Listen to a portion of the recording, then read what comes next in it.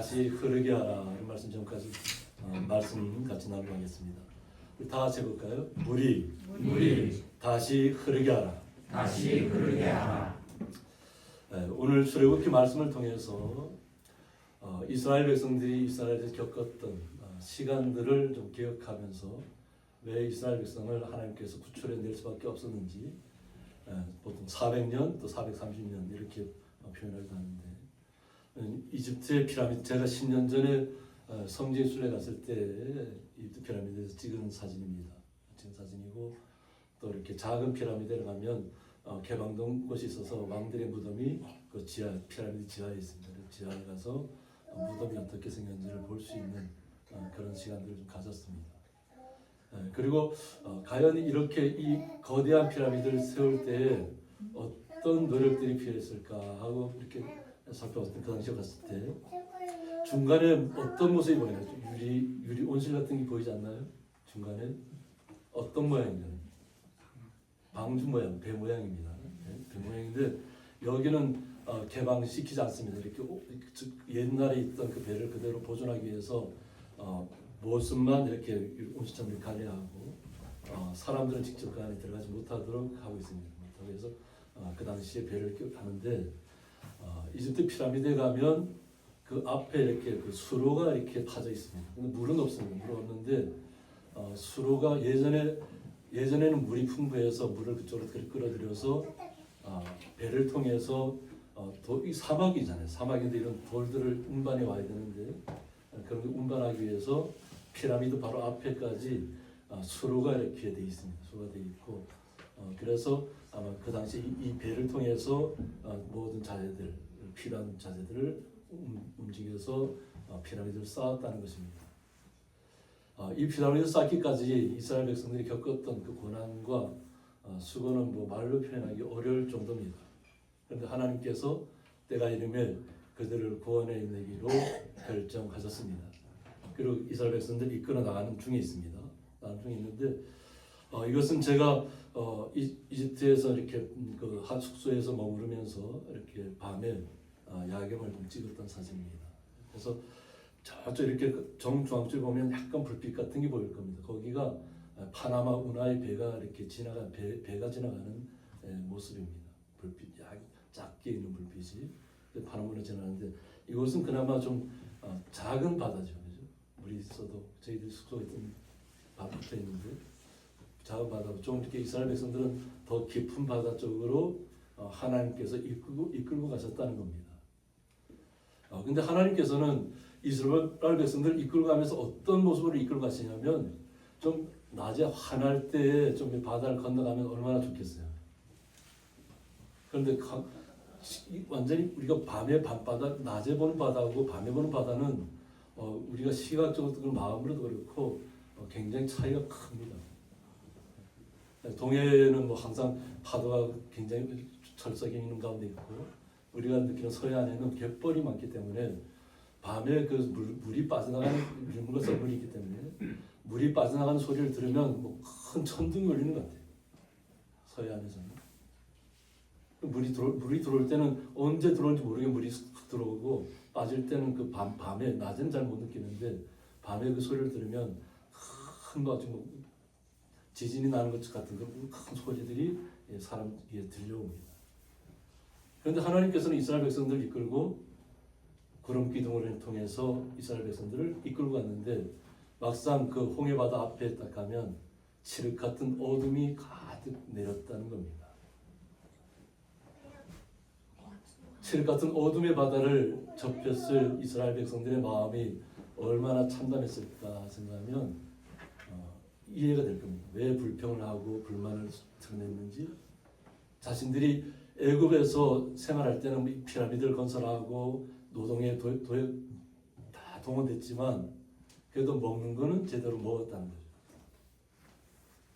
뭐 제대로 먹은지 안 먹은지는 저희들이 그 당시에 알 수가 없지만 이스라엘 백성들의 표현을 그래서 우리가 쓸 때는 잘 먹었다는 거죠. 노예로 있으면서. 그런데 왜 하나님께서 우리를 이곳까지 이끌어내서 바다 앞에까지 캄캄한 바다 앞까지 이끌어내었냐고 하는 겁니다. 그럴 때 하나님께서는 모세를 통해서 두 손을 들고 지팡이, 예수님께 하나님께 주신 지팡이를 잡고 두 손을 들어서 기도하게 합니다. 기도하면 그 캄캄한 칠흑 같은 바다가 열린다는 겁니다. 그래서 그 당시에 성경의 기록을 보면 동풍이 불어왔다고 해요. 동풍이 불어와서 그 홍해 바다를 갈라버립니다. 밤새도록 동풍이 불면서 그 바다를 이렇게 갈라 세우는데, 그 바다가 갈라지면서 이스라엘 백성들이 한 120만 명 된다고 합니다. 뭐 청년들하고 또 여자분들하고 여자분들과 아이는 원래 숫자를 넣지 않기 때문에, 근데 남자가 60만이 넘으면 그 여자분들과 아이를 하면 배 수가 나오는 거죠. 그래서 한 120만 명 정도가 그 홍해 바다를 건너갔다는 겁니다. 그런데 이 홍해 바다를 건너가는 것까지는 참 좋았다는 거죠. 막 불평불만, 왜 불평불만이 나왔냐면 애굽의 군대가 다시 자신들을 잡으러 뒤에서 쫓아왔기 때문에 그렇습니다. 그래서 진퇴양난에 딱 다다르자 막 폭발한 거죠. 왜 우리를 이곳까지 오게 해서 죽게 하냐는 거죠. 근데 하나님의 역사는 어떻게 역사하냐면 이 밤과 같은 곳을 환하게 비친다는 거예요. 밤을 낮처럼 환하게 비추고 오히려 구름 기둥은 애굽에 있는 뒤쪽으로 가버립니다. 뒤쪽으로 가서 오히려 애굽의 군대가 이스라엘 백성들이 다 건너갈 때까지 혼돈 가운데 모래바람 속에서 혼돈 속에 갇혀버립니다. 분명히 직접까지 따라왔음에도 불구하고 눈앞에서 앞에 이스라엘 지금까지 쫓아왔던 이스라엘 백성들이 눈앞에 안 보이는 겁니다. 방풍이 불고 그러면서 그쪽은 오히려 캄캄하게 돼버린 거죠. 애굽의 그 군대들이 뭐 병거를 끌고 창을 끌고 다 왔는데 캄캄하게 돼버리고 오히려 밤이었던 이 홍해 바다는 환하게 하나님께서 빛으로 열어주셨다는 겁니다. 그래서 이스라엘 백성들이 이 홍해 바다를 건너갑니다. 120만이 거의 아마 건너갔을 때쯤 된 것 같은데 하나님께서 그때 구름 기둥으로 가렸던 애굽의 쫓아오는 군대에게 그걸 열어주었다는 겁니다. 다시 빛을 보게 했다는 거예요. 그때가 새벽녘이었다는 겁니다. 칠흑 같은 밤속에서 그들을 움직이지 못하게 했다가 이스라엘 백성들이 다 건너갈 때쯤 새벽에 여명이 터올 때에 애굽의 군대가 이 바다로 들어오게 됩니다. 쫓아오게 됩니다. 이젠 다 살았다고 생각했는 그 시간에 하나님께서 오히려 애굽의 군대를 쫓게 한다는 거죠. 이왕이면 모든 게 다 바다를 건넌 다음에 그냥 물을 다시 다 회복시켜 갖고 그리고 애굽의 군대가 못 건너게 하면 되잖아요. 그죠? 우리 입장에서는. 그래도 하나님께서는 이스라엘 백성 다 건너갈 때쯤 애굽의 군대에 빛을 허락하시고 그들이 바닷속으로 쫓아오도록 허락했다는 겁니다. 그러면 또 백성들의 마음이 어떨까요? 회복이 됐다가 또 원망 속으로 또 들어가는 겁니다. 뭐 끝까지 구원해 주시려면 끝까지 구원해 주시든지, 이제 다 살았다고 다 바다를 빠져나온다 생각했는데 다시 애굽의 군대가 쫓아오게 만드는 그런 상황을 하나님께서 만드셨다는 거예요. 이것을 통해서 우리는 하나님의 역사를 봐야 될 줄 믿습니다. 이 모든 세상은 하나님이 주관하신다는 겁니다.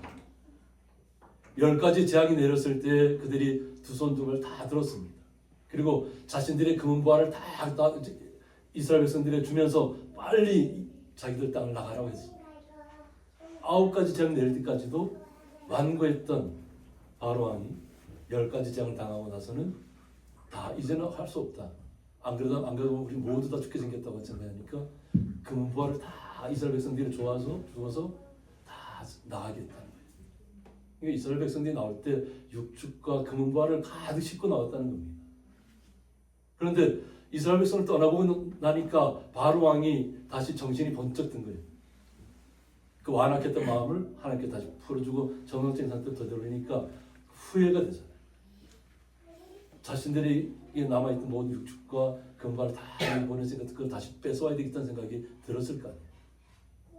그리고 그들 입장에서는 탈출했다고 생각해요. 하나님이 인도했다고 생각하지 않고 그들을 다시 다 잡아들여서 우리의 종으로 다시 삼아야 되겠다고 생각했다는 것입니다.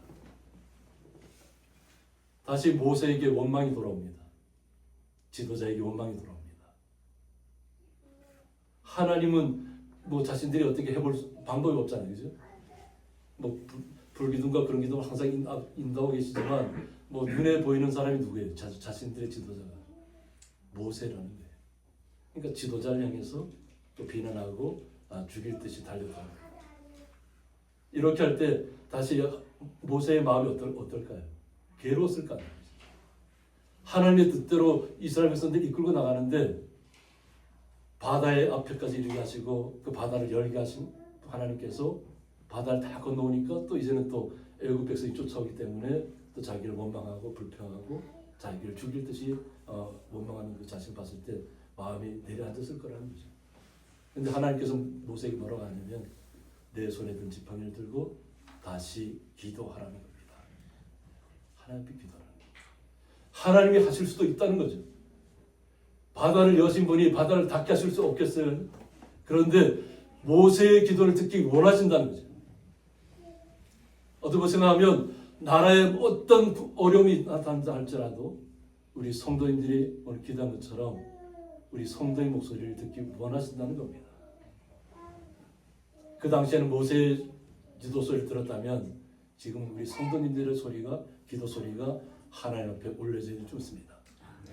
그러한 마음으로 우리가 오늘 본문에 들어가야 될 줄 믿습니다. 여호와께서 모세에게 이르시되 내 손을 바다 위로 내밀어 물이 애굽 사람들과 그들의 병거들과 마병들 위에 다시 흐르게 하라고 말씀하십니다. 물이 어떻게 하라고요? 다시 흐르게 하라고 하는데 그들은 또 어떤 재앙을 말합니까? 애굽 사람들과 그들의 병거들과 마병들 위에 지금 바닷속으로 홍해 바닷속으로 들어온 애굽의 군대를 향해서 그들을 바다에 수장하는 겁니다. 완악했던 애굽 백성들, 하나님을 인정하지 않고 하나님의 백성들을 갖다가 내보낼 때 하고 지금 다시 잡아들려 한 때가 수시로 바뀌죠. 마음이 수시로 바뀐 거죠. 이스라엘 백성도 마음이 수시로 바뀌지만 애굽의 사람들도 마음이 수시로 바뀌는 겁니다. 조금 전에는 우리가 다 붙잡고 있다가는 우리가 다 죽을 것 같으니까 하나님 앞 이스라엘 백성 다 내보내겠다가 좀 이제 살만해졌다 생각하니까 이스라엘 백성들을 다시 종으로 잡아들이자고 다 군대를 내보내는 하나님을 아직까지도 인식하지 못한다는 거죠. 그러니까 하나님께서 모세를 통해서 물이 다시 흐르게 하라는 겁니다. 병풍처럼 우리를 보호했던 바닷물이 다시 모세의 기도를 통해서 다시 흐르게 하라는 겁니다. 이게 하나님의 명령입니다. 애굽 백성들 향한. 그래서 이제 모세가 다시 지팡이를 잡고 두 손을 들고 다시 물이 흐르게 하라는 기도를 하게 되는 것입니다. 그래서 기도가 때로는 하나님께서 우리에게 말씀하신 대로 우리는 기도해야 되는 좀 있습니다. 모세가 기도해서 그 모든 바닷물을 원상복구시켰다는 것입니다. 그래서 모세가 그 손을 바다 위로 내밀며 새벽이 되어 바다의 힘이 회복된지라고 했습니다. 새벽이 되어서 애굽의 모든 마병과 군대들이 다 홍해 바다 속에 들어와 있을 때 바다의 힘이 회복됐다는 것입니다. 그래서 이 힘이라는 뜻이 뭐냐면 에탄이라고 하는데 물과 관련해서 연중 끊이지 않다. 물이 끊어지나요? 물은 끊임없이 흘러내린다는 거예요. 바다가 흐르는가요? 흐르지 않나요? 바다가 흘러야만 되고 또 휘몰아쳐야만 썩지 않고 바다가 새로운 생명체를 그 바다 속에 산 생명체에게 또 우리에게도 좋은 역할을 하는 것입니다. 그런데 하나님께서 인위적으로 바다를 세웠잖아요. 한밤중에 동풍을 불어서. 그리고 바닷물이 거대한 벽이 되게 했던 그 바닷물이 새벽이 되면 다시 원상태로 회복되는 것을 말합니다. 바다가 바다 되게 하는 것이죠. 이것을 갖다가 오늘 말씀 속에서 이야기하고 있는 것입니다. 새벽이 되어 바다의 힘이 회복됐다는 것입니다. 바다가 원상태로 다시 복구되었다는 것입니다. 이것을 통해서 우리는 이 땅에서 살아가면서 자신의 권력과 세력을만을 의지하는 헛된 망상가인 권력가들을 향해서 우리가 일일이 대항해 싸울 필요는 없습니다. 그러나 우리는 반드시 기도해야 될 줄 믿습니다. 하나님의 백성이 기도하는 백성인 줄 믿으셔야 될 줄 믿습니다.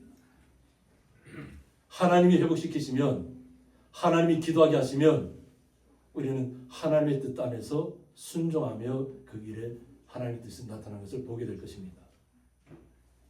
우리는 2025년만 보는 게 아니라 작년 한 해를 돌아보면 세계 곳곳마다 산불로 나라가 거의 살림이 다 타는 나라도 있고, 또 스페인이나 이렇게 유럽 쪽에 보면 자신들이 지금까지 살면서 겪어보지 못했던 홍수로 인해서 그냥 자신들의 삶을, 터전을 다 잃어버린 사람들이 나와서 얘기를 합니다. 그래서 스페인에 그 전에 홍수 났을 때 그 나와서 하는 분이 하는 얘기 뭐냐면, 자기가 갖고 있는 모든 것을 다 잃어버렸다. 지금까지 생을 살아가면서 자기가 앞으로 어떻게 살아가야 될지조차도 모를 정도로 모든 것이 사라졌다고 얘기합니다. 이것이 어느 한 지역에만 국한된 것이 아닙니다. 세계 곳곳이 전쟁으로, 기근으로, 가뭄으로 우리가 상상하지 못할 정도의 크나큰 고통들이 다가오고 있습니다. 이런 데일수록 우리는 끼어 있어야 될 줄 믿습니다. 세상에 그 나타나는 현상들만 보지 마시고 우리 내 자신부터 먼저 하나님 앞에 기도해야 되는 백성인 줄 믿으셔야 합니다. 그래야만 세상의 시비에 흔들리지 않습니다. 애굽 사람들이 물을 거슬러 도망하라고 했습니다. 새벽이 되면서 다시 바다가 다시 덮이는 그런 시간을 맞이하게 됩니다. 그것을 느꼈다는 거죠. 애굽 사람들. 그 아픔의 바다 안에 들어왔던 사람들이. 그래서 다시 자신들이 들어왔던 곳으로 다시 도망가려고 다 돌립니다. 그런데 여호와께서 애굽 사람들을 바다 가운데 엎으셨다고 했습니다. 하나님께서 살아계시다는 것을 애굽 사람들에게 다시 한번 알려준 것입니다.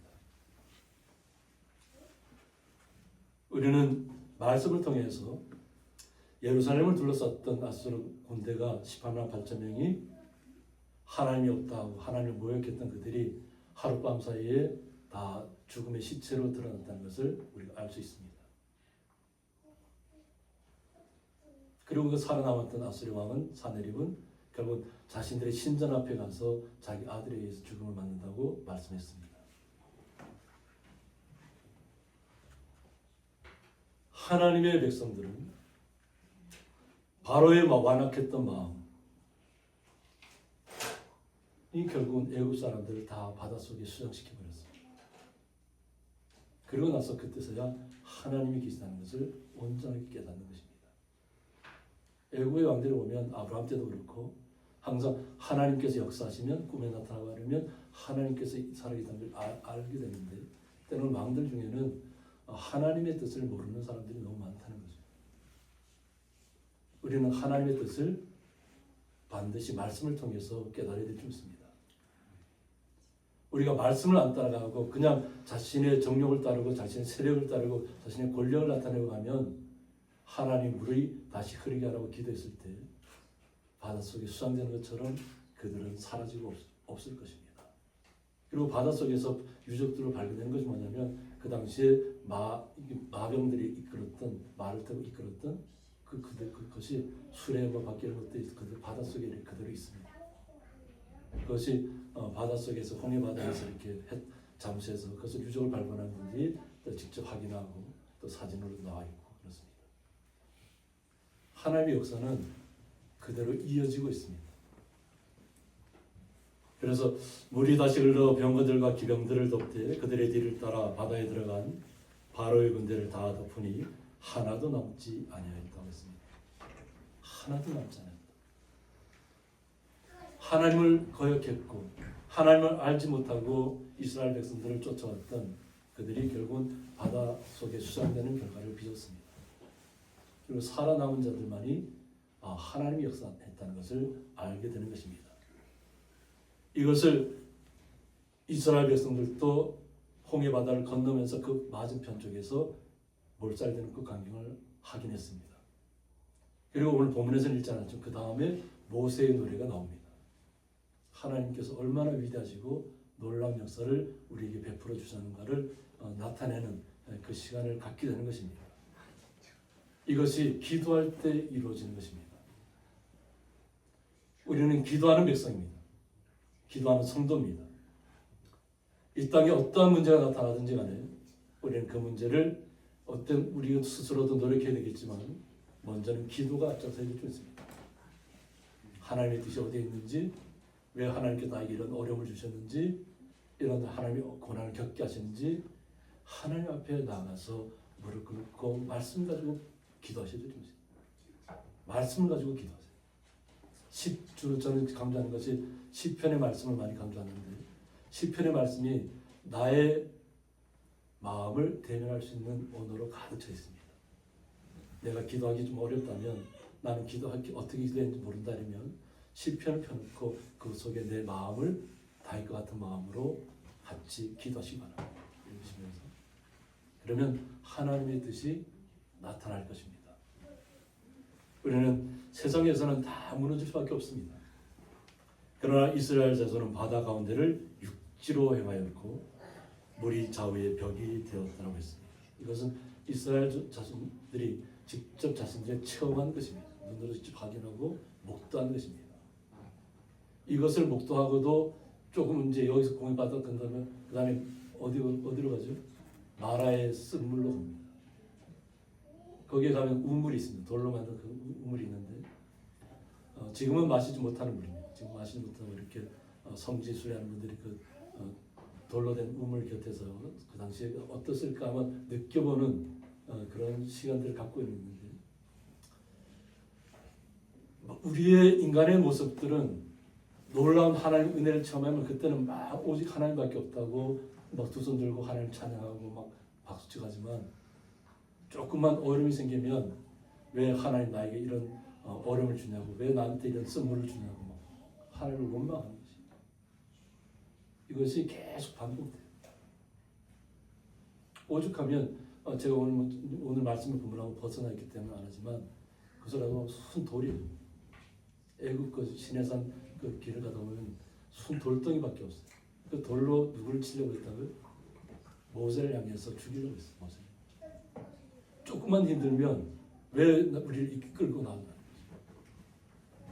하나님의 뜻에 따라 순종하는 것밖에 없잖아요. 모세는.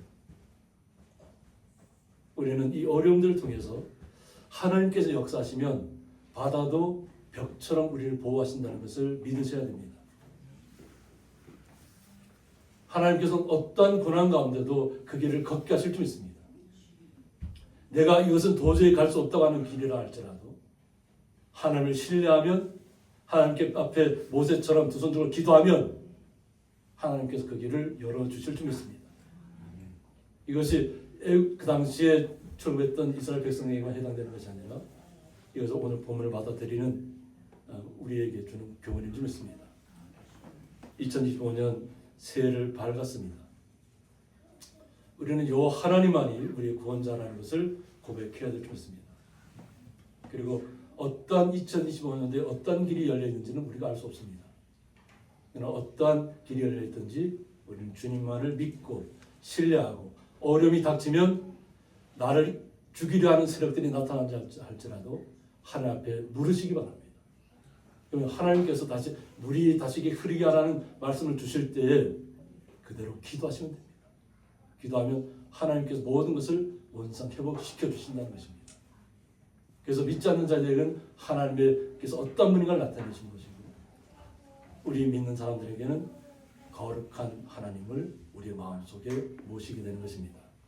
우리는 구원받은 백성으로서 이 땅에서 살아가야 될 줄 믿습니다. 그래서 그날에 여호와께서 이같이 이스라엘을 애굽 사람들의 손에서 구원하시며 이스라엘에서 바닷가에서 애굽 사람들이 죽어 있는 것을 보았다고 했습니다. 이것이 이스라엘 백성들이 보았던, 눈으로 직접 목도했던 일입니다. 그리고 이스라엘이 여호와께서 애굽 사람들에게 행하신 그 큰 능력을 보았으므로 백성이 여호와를 경외하며 여호와와 그의 종 모세를 믿었다고 했습니다. 여기서 경외하면은 떨다는 뜻을 갖고 원뜻은 떨다 야래 떨다는 뜻을 갖고 있고 하나님과 관련해서는 경건한 두려움을 가진다고 했습니다. 경건한 두려움. 하나님을 우리가 말씀을 대할 때 하나님을 경건한 두려움 가운데 대해야 될 것입니다. 이것은 무서워하고 뭐 이렇게 수물한 얘기가 아니에요. 하나님은 나를 보호하시는 분이에요. 나의 구원자세요.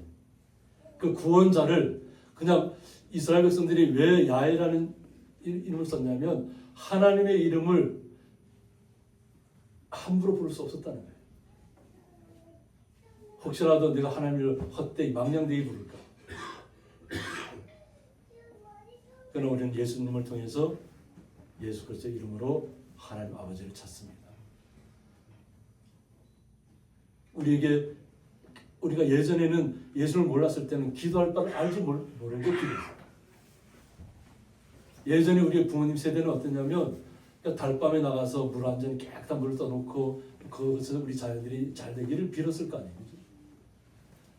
신은 모르지만 신이 하나님이 계신지 안 계신지 모른다 할지라도 계신다, 거룩한 분이 계신다는 걸 믿었다는 거예요. 정확하게 알지 못했다는 거죠. 그러나 이제는 우리 성도님들은 예수님을 통해서 정확하게 구원자 되신 하나님이 어떤 분인가를 예수님을 통해서 알았습니다. 그리스도는 우리의 구원자십니다. 예수님 덕분에 예수님의 은혜로 저희들이 이 자리에 있는 것입니다. 그래서 항상 경건한 두려움을 가져야 됩니다. 경건한 두려움을 가져야 되고 믿는다는 것이 뭐냐면 확증하다, 지지하다, 신뢰하다. 아만이라니 신뢰하고 확고히 지지한다. 우리가 하나님 앞에 기도할 때에는 확실한 마음을 갖고 해야 됩니다. 혹시 뭐 들어줄까 말까 이런 식으로 기도하면 그 기도 하나 만합니다. 기도하면서 의심하면 그 기도가 이루어질까요? 그냥 믿고 신뢰하고 거룩한 하나님 앞에 우리의 마음을 드리는 것입니다. 이것이 믿었다는 얘기예요. 아멘. 확실하다, 신뢰하다, 확고히 충성을 다짐하는 상태를 말합니다. 오직 하나님만이 나의 구원자라는 것을 고백했다는 거예요. 그리고 세상에 어떤 풍파가 밀려올지라도 절대 휩쓸리지 않겠다는 확실한 믿음이 여기에 있습니다. 이것을 통해서 우리가 주님을 온전히 경외하면서 또 그의 여호와와 그의 종 모세를 믿었다고 했는데 백성들이 다 여호와 하나님과 모세를 함께 신뢰했다는 것입니다.